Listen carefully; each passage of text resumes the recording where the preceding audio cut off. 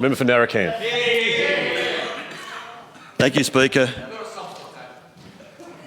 Speaker, having heard the member for Bayswater and his contribution this afternoon, it's any wonder that the state of Victoria is in huge trouble. We've got people like the member for Bayswater still in nappies, never done a thing in life yet, here in this parliament, making an absolute joke of things, and that's just not what this parliament should be operating like. However, Speaker, I grieve for the hard-working timber families working in our native forest industry, utilising the ultimate renewable resource, producing products that are in enormous demand. Sadly, the salt of the earth people are about to be thrown on the scrap heap by the Premier. I also grieve for my father, grandfather and great-grandfather. And the sad thing is that I can't stop their legacy from being destroyed by the Andrews government. My father, 50 years, who passed away 2 years ago, my father, 50 years in the industry. My grandfather, who was sadly killed unloading his truck of saw logs at a sawmill yard in Euroa in 1952, 27 years in the industry. My great-grandfather, 60 years in the industry, and 10 years as a Timber Workers Union organiser. So our family crosses all barriers when it comes to the support for this industry and the contribution they have made. 140 years of contribution in those three generations from those magnificent men and their families and all of those other hard-working timber workers over those three generations. I also grieve for my sons, my brother and my nephew, who are going to be impacted directly by this decision of the Andrews government. I'll talk about my young son, Adam, currently the manager of William Adams, the Caterpillar dealers in Traralgon. They've just put on 9 apprentices. 15 to 20% of their revenue, annual revenue, around $3 million, comes directly from the native forest industry.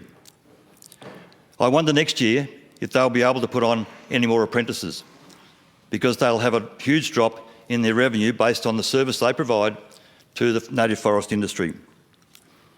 I'll talk about DJM Fabrications in Warrigal, who provided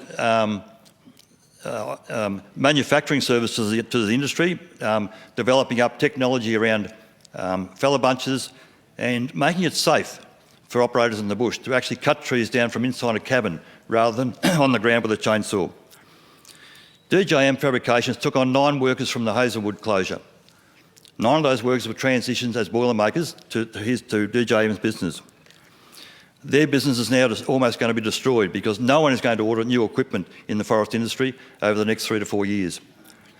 Those same workers that were put off at Hazelwood also face the risk of now being put off again. How just is that?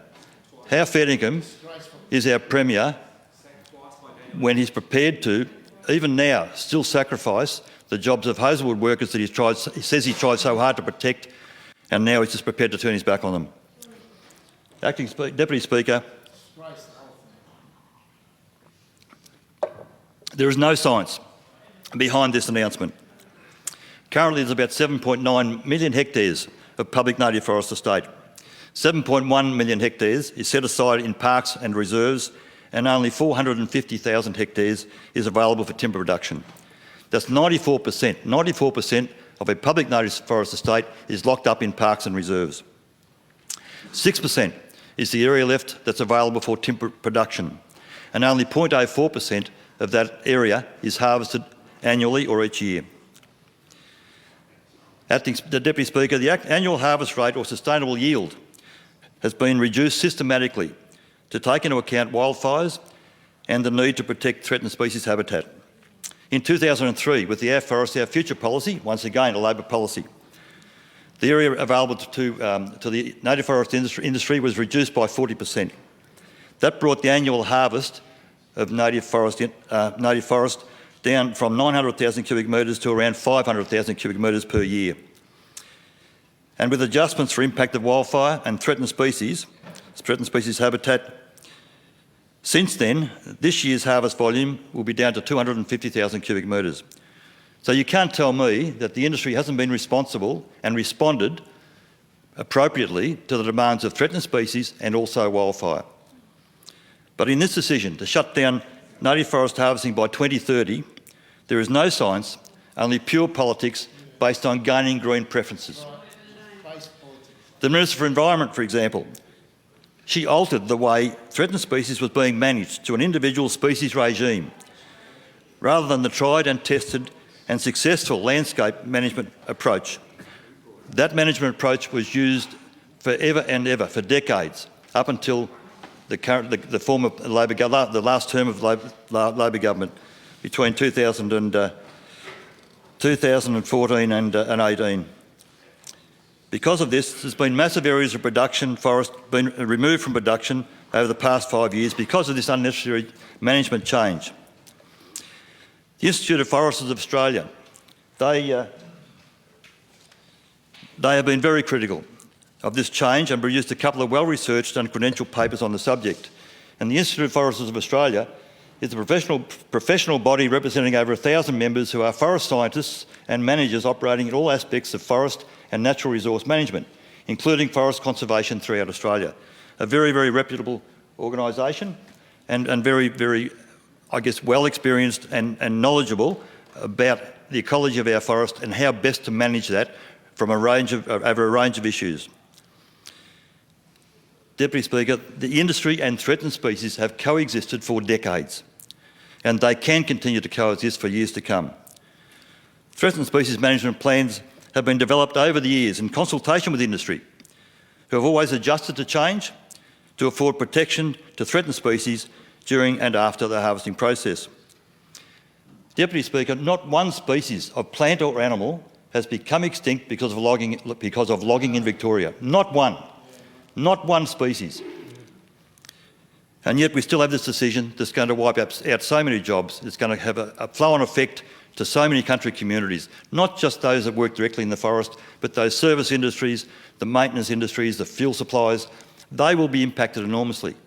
You know, you're talking about 25 contractors across the state that probably have a fuel bill of a minimum of $500,000 a year. And that's a lot of fuel that won't be used in the forest, and a lot of fuel that won't be called on to be purchased from those local communities through their local suppliers. That's just one example. Back in 1939, the leadbeater possum had almost all of its habitat wiped out. And it was thought to be wiped out until about 1961. And since 1961, timber harvesting has been occurring. And since 1961, the numbers of leadbeater possum have increased, not decreased. In fact, now to the point where if you care to look in any part of our native forest estate, you will find leadbeater possum. The same for the greater glider. In fact, a forester from Delp sent me an email on Friday night to explain that a coop that we had harvested 20 years ago had recently been surveyed for leadbeater possum, and 5 colonies of possum were found on that coop. That coop now contains trees that are 20 years old and has housing 5 colonies of leadbeater possum. And you tell me that industry and threatened species can't coexist. It is an absolute fallacy. Almost all the survey work undertaken has been in areas set aside for timber production and not the broader public native forest estate. We don't know what's in that 94% of public native forest estate and parks and reserves that are set aside from timber production. We don't know. No one's done the work. And if you're serious about protecting Victoria's forests and making sure the ecology of our forests continues to thrive, surely you would conduct a survey of the whole native forest estate. In another example of the hypocrisy and duplicity of the Minister of Environment, I was informed last night that Vic Forests were subject to an FSC audit on some coops in Nurjee just yesterday. And they were completely dismayed and disgusted to find that accompanying the auditors doing this FSC audit was a protester who only last week was removed from a logging coop in Nurjee because he was a protester. Now, what's going on here? What is going on here? What is the Premier presiding over here? Or what is the Minister for Environment allowing to happen? Is this by design? Or is this because Amelia Young has an open door policy with the bloody Minister of Environment? That's what it's all about. It's not based on science. It's based on the lies and the misinformation that the Wilderness Society and other groups like them, Amelia Young in particular, Sarah Rees, the rubbish they put out about this industry is going to cause the end of this industry for no decent reason. No genuine science, no care, really, no care for the state of Victoria. Certainly no interest in country Victoria or the regional jobs that are present in our regions. So, Speaker, Deputy Speaker, I'm also very cynical about the reason for the timing of this particular announcement. Could it be that the Special Minister of State, Gavin Jennings, convinced our Premier to make a promise to the Greens prior to last year's election to shore up Green preferences on the back of promising to announce that they would end native forest harvest logging before the end of the first year of this parliament. There is no doubt in my mind that that's what's happened. There's absolutely no science in this. This is pure politics, and it's just an absolute disgrace that we have a Premier who is presiding over shutting down country and regional jobs with not even a care. Not a care. The way he's answered questions in question time this week, he turns his back and talks to his colleagues behind him. He doesn't care about the industry. He doesn't care about what's going to happen when he's gone, because he won't be here. When the impacts of the changes he is overseeing, he will not be here to see the consequences. The decisions that the Wilderness Society and others have had influence over, they will never, those people that support this decision, that have lobbied the government to take on this task of shutting down the industry, they'll never feel any of the pain that they're inflicting on our country communities. It's an absolute disgrace.